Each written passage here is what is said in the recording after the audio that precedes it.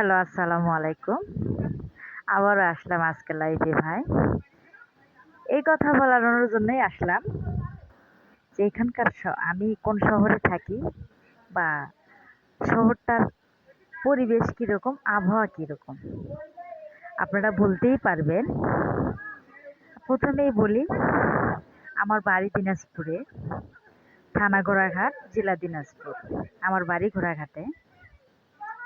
আর আমি এখানকার আবহাওয়ার কথা নিয়ে বলানোর জন্য আজকে লাইভে আসছি। এই জন্য আসলাম, আমি থাকি আভা শহরে। এখানকার আবহাওয়াটা আল্লাহর রহমতে অনেক ভালো ভাই ও বোনেরা। এখানকার আবহাওয়াটা খুব ঠান্ডা, খুব শীত, খুব শীত। আর আবহাওয়া কখনো গরম হয় না। এখানকার আবহাওয়া কখনো গরম হয় না, আবহাওয়া ঠান্ডাই থাকে। এখানকার পানিও ঠান্ডা, গরম ঠান্ডা মিলায়ে পানি। কেউ গরম পানি দিয়ে ইউজ করে, কেউ ঠান্ডা পানি ইউজ করে। এখানকার আবহাওয়াটা একেবারেই বাংলাদেশের চেয়েও অনেক ভালো। আমাদের বাংলাদেশের চেয়ে অনেক ভালো।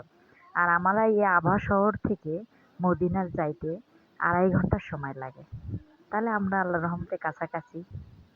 এই জন্য ভালো লাগে, এই জন্য ভালো লাগে, এই জন্য ভালো লাগে। শহরটা অনেক ঠান্ডা। আর এখানে আমরা যে জায়গায় আছি, এটা বড়লোক পাড়া।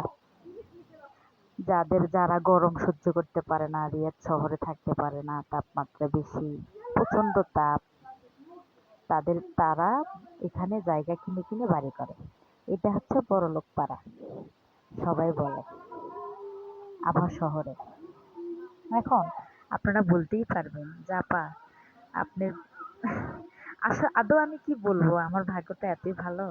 আমি আসানোর আগে আল্লাহ পাকের কাছে নামাজ পড়তাম আর বলতাম যে আল্লাহ, আমার যেন ঠান্ডা জায়গায় পড়ি, যেন আবহাওয়াটা ভালো হয়। তা আল্লাহর অশেষ রহমতে আমি ঠিকঠাক ঠান্ডা আবহাওয়ার জায়গায় আসলাম। 22 দিন রিয়াদে ছিলাম, সেই কাহিনী পরে বলবো, পরের ভিডিওতে বলবো। 22 দিন কি কি হয়েছিল এই জায়গায় সব কিছু বলবো। কিন্তু এখানকার আবহাওয়া আমার কাছে অনেক ভালো লাগে। আমরা আসছি 3.5 মাস হয়, এখানে আসে আমার শরীর একদিনও ঘামে নাই। অনেক ভালো। আর আল্লাহ রহমতে এই শহরটাও ভালো।